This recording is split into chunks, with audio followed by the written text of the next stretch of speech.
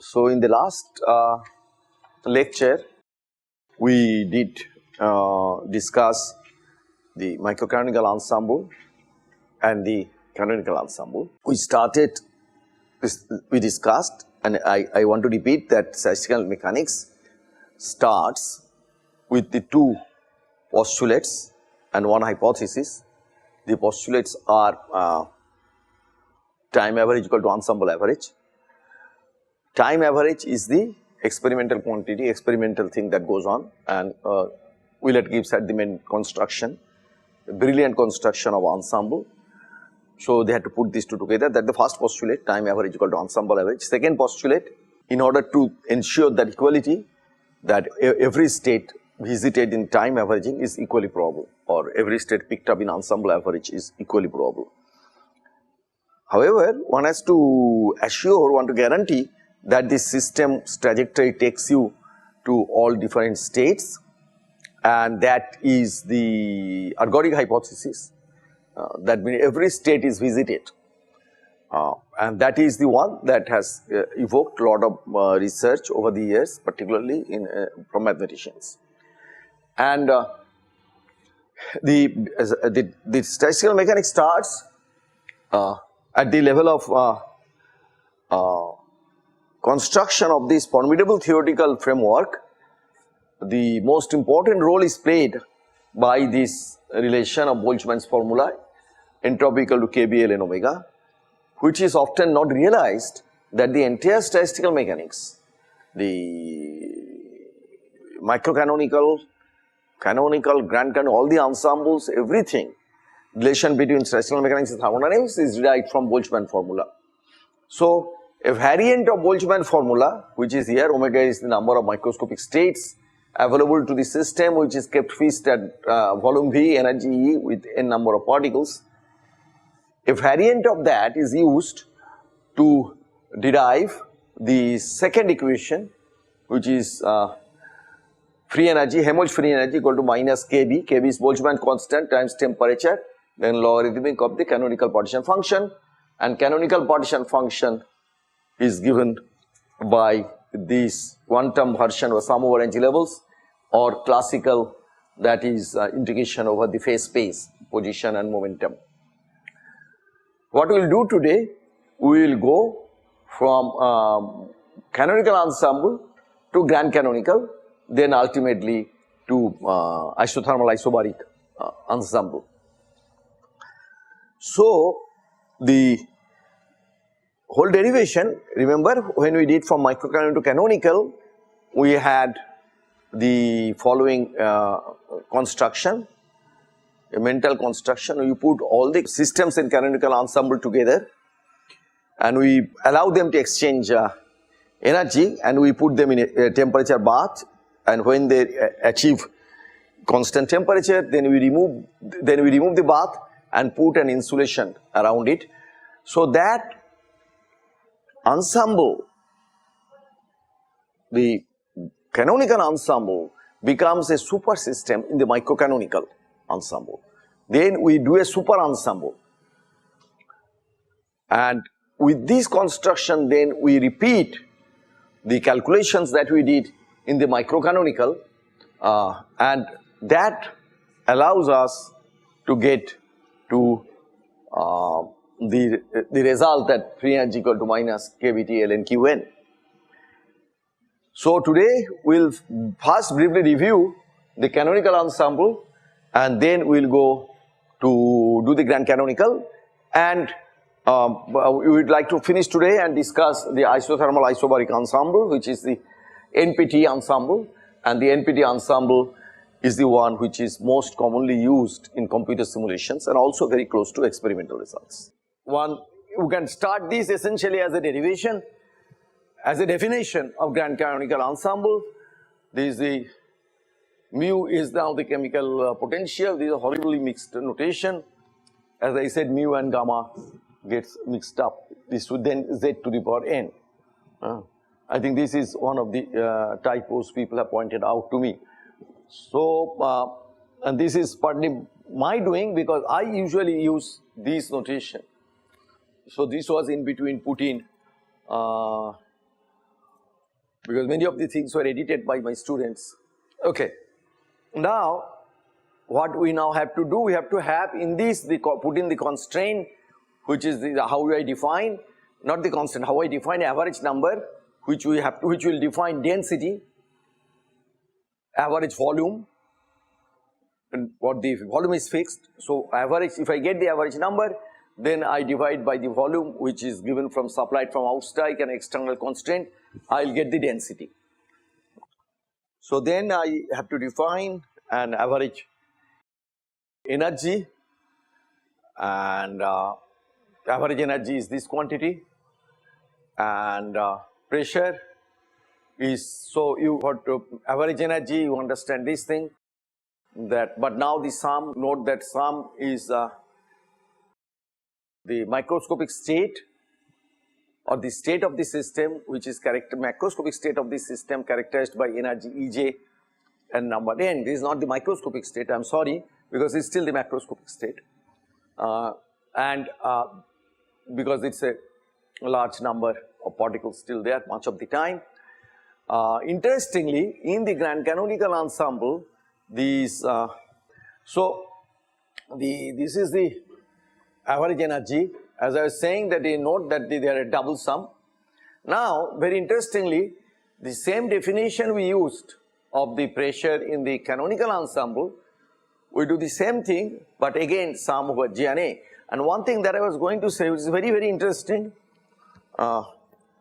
property, you have to look into limiting properties of this quantity, this grand canonical ensemble. Now, this sum starts from n equal to 0. This is very interesting. Not n equal to 1. And Q0 is by definition 1. So, the grand canonical partition function starts with 1. N equal to 0, this is 1 and Q0. That means it does not depend this. So, this is a null or vacuum state. That also, no particle in the system also contributes to the grand canonical ensemble. Now, next is n equal to 1, n equal to 2, n equal to 3. And this particular property plays a very important role, because you know, when you do these kind of sums, that calls the generating function. Whenever I put a polynomial like that, is a generating function. So, canonical is the generating function of the canonical ensemble, that becomes series. These are all positive, that's very important. And these are all positive because it is nothing but the sum of Boltzmann factors. And Boltzmann e to the power exponential is an entire function, that is a completely analytical function. This is a very important property. Since it is completely analytical function, that means this is another analytical function. You know, if you know a little bit of mathematics, one of the things, now mathematicians are not given to talk of very big language, but there is a thing which is called fundamental theorem of algebra. Unlike physicists, who very easily coin theory of everything and those kind of language, mathematicians are not at all, superlative. They are very, very reserved people. But it started the culture, initially started with Gauss. So, what is the fundamental theorem of algebra? There is a beautiful book by Lebedev. I loved it. Where is that fundamental theorem of algebra? Yeah, that's the rational approximation. That's called rational function. And that's a way to develop an approximation. We have all Bessel function and all these things. We have the rational approximation, and the book of approximations taken it full of them. But what is the fundamental theorem of algebra? Fundamental theorem of algebra is there a polynomial order n, then you have n roots, and depending if all these are positive, then you will have roots in a complex conjugate. That means one will be z, another will be z star. One of the reason many people don't use z here is that you want to keep the z as a complex number. That's why many times, that's the reason of the confusion that two schools are there. So, it is extremely important to realize 2 or 3 properties. One of them, it starts from n equal to 0. Second, that all of them are positive, and when all of them positive, then you have these roots which are complex conjugate, and that plays very important role. You know, without that property, that will not be able to describe any phase transition or any property. Okay. Now, so then energy goes like that, Pj, and the pressure is also. So I have now definition of pressure, I have definition of energy, and I have definition of all that. Then we play the game. Exactly, we play it from going to canonical, from microcanonical to canonical. Exactly, we do the same thing, this dpj, exactly the same equation we did before. But now everything is sum over j and n. There I had sum only over j. Okay. Now, then we would compare that with the thermodynamics, and we will see that this already I discussed, that Lagrangian multiplier is this thing. Okay. Entropy is generalized from Boltzmann formula, and that this one comes again and again, this variants of, that's what I said, one could as well regard it as a postulate, and this is the Euler equation. When you combine, you get the following equation, PV equal to KBT ln this thing. This is a very powerful and extremely useful thing. Now, realize one thing. While in microcanonical, I will maximize the entropy, that to find the stable equilibrium system. In canonical, I will minimize the free energy, or if I do minus A, that's the better way to write actually. I will maximize minus A, which means everywhere I maximize the partition function. So, here we maximize the quantity PV. So, PV also has the dimension of energy, right? So, in grand canonical applications, in phase transition or the things, we impose equality of chemical potential to derive our equations. Then we put the calculated pressure by maximizing this ln sigma. So then we still go on doing the relationship, partition functions, that we just again the same thing, we have to go to g equal to h minus ts and mu and e minus pt. So the kind of things we did in the thing is again done here, and one gets the beautiful relations of entropy. So if you have the grand partition function, you have this is the entropy, then this is the number, this should be average number, and this is the pressure. So that finishes this part. Now I'll spend some time, because this is the one that used most extensively in computer simulations, Isothermal-Isobaric.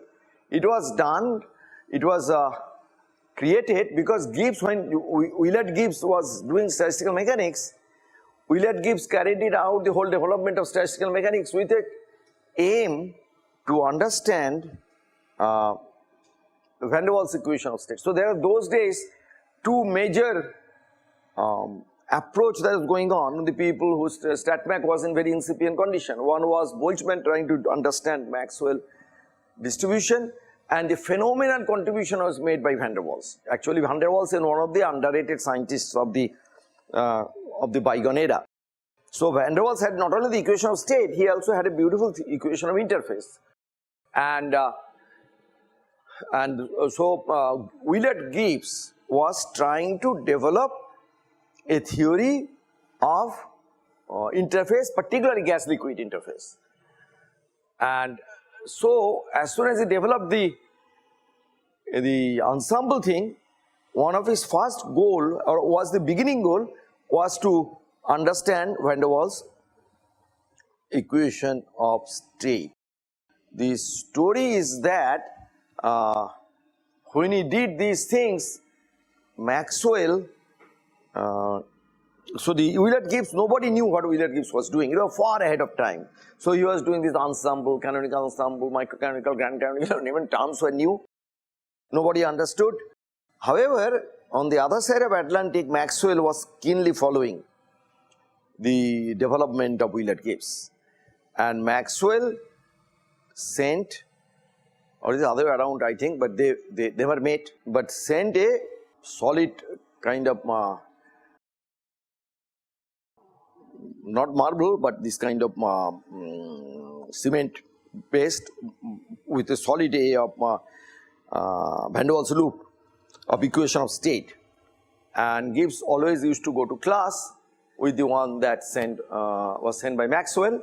However, Maxwell died very young. Maxwell died at the age of I think 37 or 39, and within that little time Maxwell not only did his kinetic theory of gases, he did whole of electromagnetic theory and many other things. But well, of course, Fish is remembered for his contribution, which one of the considered one of the most successful theory is that of electrodynamics. Now Maxwell's equations, and then of course he has phenomenal contribution, as you know, in thermodynamics. The Maxwell diagram, SPTV and all these things are Maxwell's. So it's amazing how much he did in such a short time. As I remember, died at 37. So when he died, there is a common joke at Yale or in America that in the entire world, one person used to understand what Gibbs does, and that person is dead. So nobody. Naturally, these was the emphasis, the Npt Isothermal-Isobaric ensemble. So we need to spend a little time trying to understand this ensemble. So now in this ensemble we are not allowing number fluctuations, and it is very important in computer simulation, because as I told you, this is the most suitable in many cases. We allow now fluctuations in volume. So long we have not allowed fluctuations in volume. So this is the time when fluctuations in volume is done, and that one of the reason is that if you are studying a system where say a liquid is going to crystal, you can simulate with the same number, but volume must change. Like water going to ice, volume has to increase 10-11%, right? So that has to be allowed. So that's why this is an important thing in study of phase transition. As I said, Euler-Gibbs did almost entire thing with an aim, and his big book where entitled Thermodynamics of Homogeneous or Heterogeneous Systems. That's the whole textbook where many of these things were done. Now, so how do we do? We essentially do the same thing again. We go on. There is a little trick of going through by introducing a Legendre transformation and using this relation, well-known relation, and then go to, which leads to a definition of Gibbs free energy, not the Helmholtz free energy. But the main thing that I want to, so the analysis goes in the same way, exactly the same way we have done. But one important relation that one finds useful in analytical work is that you can consider grand partition function as a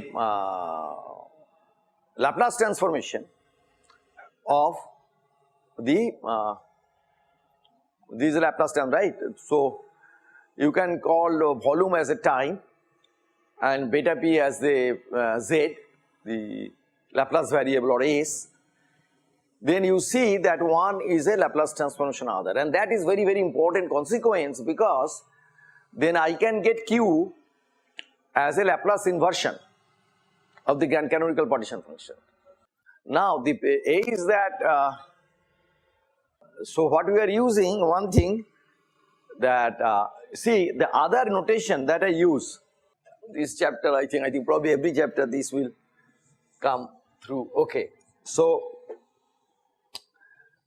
this is the notation we are using for both. One is ZVT, that is the canonical, and this is, I don't know who did it, whether printer did it, it's possible printer did it. and other is the one I use is this thing for isothermal-isobaric, Npt. But here I believe this was done by the printer and we missed it in the galley. So, but there is no confusion because it is Npt. Probably I let it go that because of the X everywhere it is Npt written. So that's why there is not much of a problem. So what one can do by doing an analysis very similar to the one that we are doing all through, that going, then you have to do what is the average number, what is the average volume and average pressure, and then you go through that exercise. That particular exercise, as we have seen already in the case of canonical partition function, is elaborate and a little boring. So I am not going to do that, but this is given in the book also. So this is the final expression for this is the isothermal-isobaric. So advantage of isothermal-isobaric, particularly in chemistry, is that this is we get the Gibbs free energy. So, and this plays an extremely important role. Go back. It is very tempting for me to start on phase transition here, but I will not go do that here. So, this quantity, the thermodynamic potential in grand canonical ensemble and thermodynamic potential in isothermal-isobaric ensemble are, so if I do, remember G equal to, and that is E plus PV minus Ts, and E minus Ts is homogeneity, right, then plus PV. So G minus A is PV. So PV is kBT ln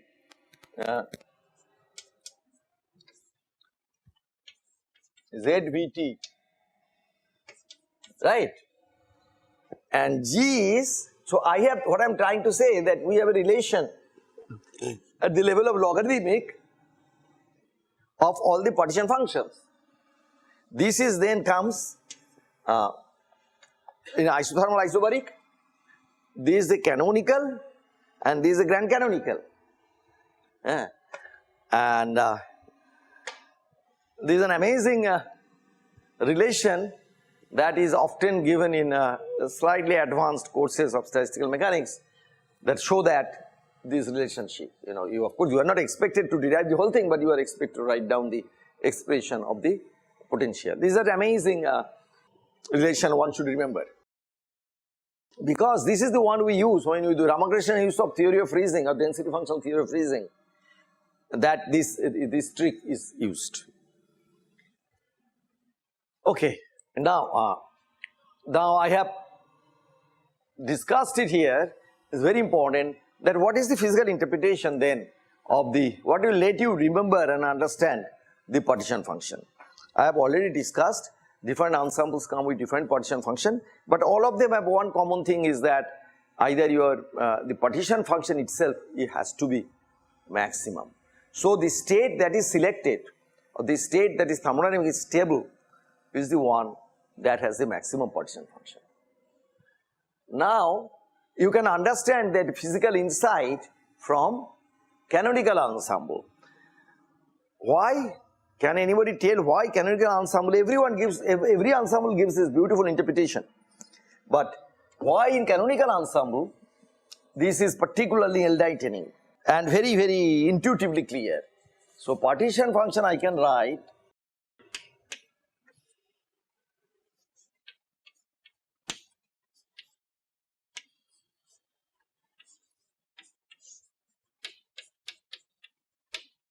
right.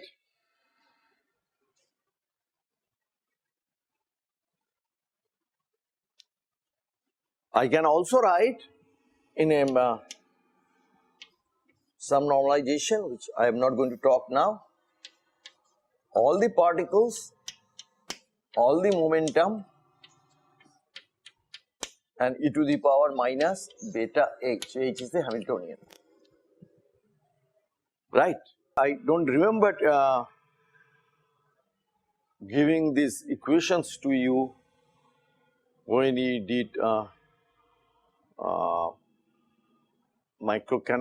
canonical ensemble. So we start with grand canonical, allowed fluctuations. Then how did the logic go? We started with microcanonical, then we relaxed that. We constructed the thing, and then, oh yeah, we did that because that is what was done in normalization, right? I explicitly, separately, this I wrote down, but classical version I did not write down. This is the classical version. Now what I am asking you, we already discussed that Qn for all n, Qn is positive definite. That's a very important quantity because they are the coefficients in the polynomial that defines grand canonical partition function. Now I am asking you a question that it is intuitively clear in any of this definition, is most clear in this ensemble, not even in microcanonical. Why a partition function, maximum of partition function, selects the macroscopic state? Not that, I am asking something very simple. It is trivially simple, but you need to think that a macroscopic state which defines the equilibrium or the stable state, because that is supposed to be stable for time t goes to infinity. Why that is partition function is maximum? Okay, see,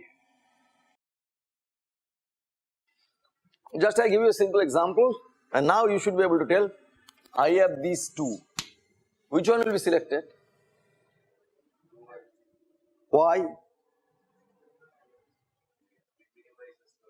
There Baba, that because this is where this is maximum. If I have just two states like that, then this still has certain contribution. But I have say infinite number of particles in my system, macroscopic, each particle is little stabilized. Then this just disappears. This is selected. And that comes from this expression. That it is the energetic criteria which we intuitively understand from our Boltzmann distribution is included in the partition function. And that's exactly, this is very, very important that I am telling, because that's how selection is done.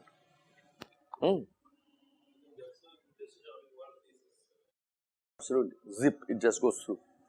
To keep in coexistence, particularly in computer simulation, is extremely difficult. Even in computer simulation, 1000 particles, this, what I am telling here, becomes very important. Okay, so let's continue.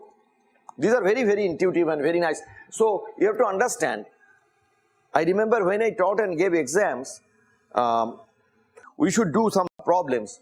So now that what I have been telling is that these are the functions. So for a given thermodynamic state, read this, and the partition function is maximum at equilibrium. This is a very important thing that no StatMech book tells you. Let us elaborate this and the often quoted statement to gain some physical insight. Then I describe, consider physical quantity. It can be function other than the state functions. Then all these quantities are satisfied.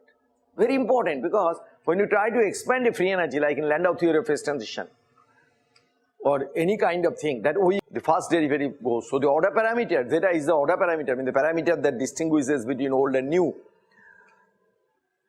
That we'll discuss in detail.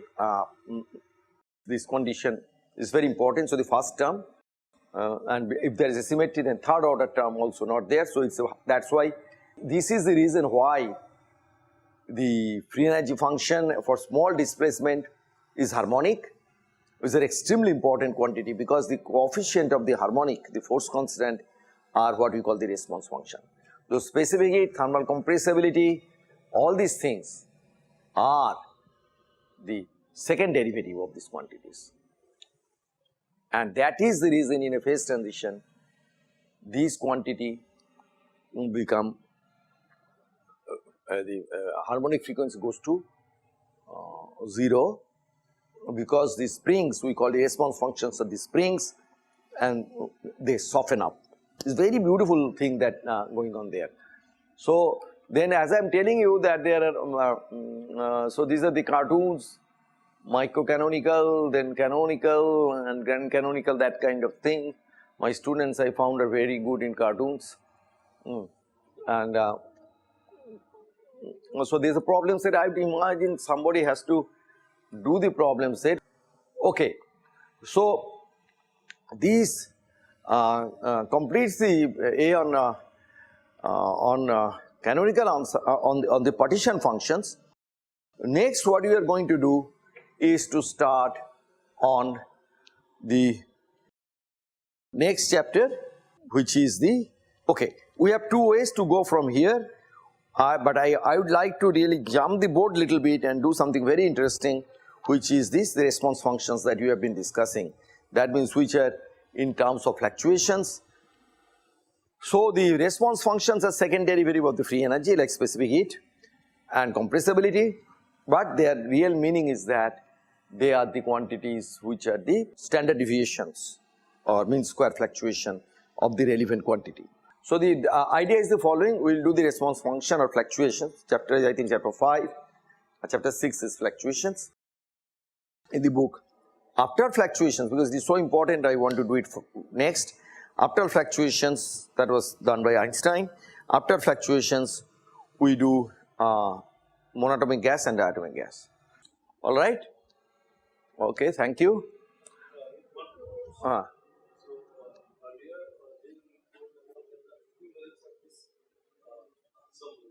Right, very good question.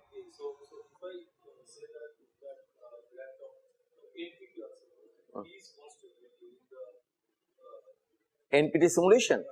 See, the way when simulation happens, if you plot the pressure, you will find that even with the barostat, which is slightly fluctuating, but we define it. It has to be on the average the pressure in your piston, which is barostat. So it is not correct to say absolutely not fluctuating, but it's fluctuating very small amount. The one that is fluctuating is the volume. Volume is fluctuating in a big way, but you can still define a volume, and the mean square volume fluctuation, that gives you the compressibility.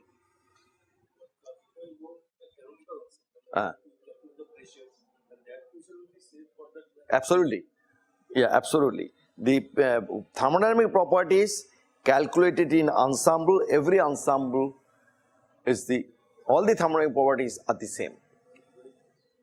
That because one can show, we'll do little bit in the energy fluctuations. Today afternoon we'll do that. The fluctuations or mean square fluctuations. See, what we need to talk of the quantity, and then how it is varying with n, and or the fluctuation in the quantity. That you can show goes as 1 over root n or 1 over root v. So n going to infinity. So you start the microcanonical ensemble, no fluctuation is allowed in E, N and V. Now I go to canonical ensemble, I allow fluctuation energy. Now I calculated how the fluctuation energy goes. It will go as 1 over root n. Now I go to grand canonical, I allow fluctuation of n now. Now I calculate how the fluctuation. So the result that you get at the fixed in a microcanonical ensemble becomes the same at canonical ensemble, the same at grand canonical ensemble. Calculation of properties in microcanonical ensemble is essentially impossible. It's extremely difficult. That become progressively easier, and that we'll discuss. that because, yeah, this I think you got to, you need to love mathematics to do stat math, because statistical mechanics is a very mathematical subject. I was going to tell and I forgot, because I usually do a random walk in my teaching, but all through these years, my students, not my own students, my students who took my courses always, they say they enjoyed and remembered this little bit of random walk that I do. So I tried to tell, that is where I came to tell you the fundamental theorem of algebra, that grand partition function is a infinite series, is a polynomial, but it is a series because up to infinity. However, you can pack only certain number of particles because of the Hart-sphere kind of interaction, short range interaction. So n equal to never infinity, it becomes a maximum value. So it becomes a polynomial. So when it becomes a polynomial, then it has zeros. Zeros of the polynomial determine the singularity of the partition function and properties. And those are the things called very famous. We will do that. I have a chapter, I think chapter 13 or 14 in the book, which called Youngli Theorems. And that was exactly that very, very famous contribution by C.N. Young and T.D. Lee, who got Nobel Prize for quark confinement. But this was also one of their phenomenal contributions. Has to be. Think of putting a marble ball in a jar. You can put only a certain number, because after that you cannot pack. So we'll come back.